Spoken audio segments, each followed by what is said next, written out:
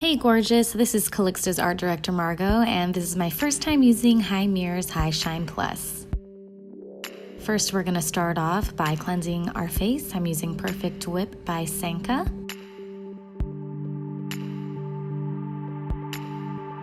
Next, we got to dry our face completely. Here's the device. Now, there is a protective case with a plastic ring over it. You're going to place a cotton pad over the top and make sure the arrow on the plastic case is pointing downwards. Be sure also to lock all three sides of the plastic ring onto the device. Next, we're going to spritz our favorite toner. I'm using Thayer's Rose Petal Toner in an easy spray bottle. Click the power mode button once to get to clean mode. Here we have the turbo button where you could adjust the settings. There's a metal plate on the handle of your HiShine Plus. Be sure to hold it in your palm to activate the ion effects.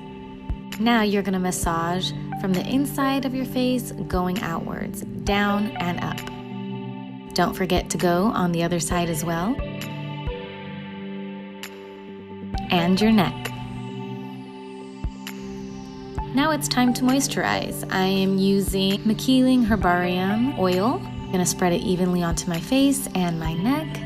Then press the power mode button twice to get to moist mode.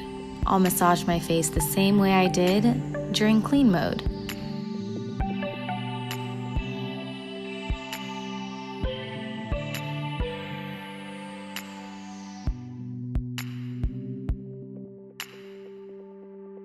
Another option for the moist mode is to use a face mask. I'm using Face Republic's Aloe Face Mask.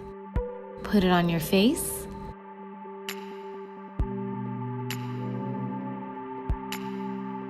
Make sure your device is on clean mode again and massage as usual. I also go above my lip because that tends to be a dry area. And just for fun, because there's so much serum left, use it again. Same directions.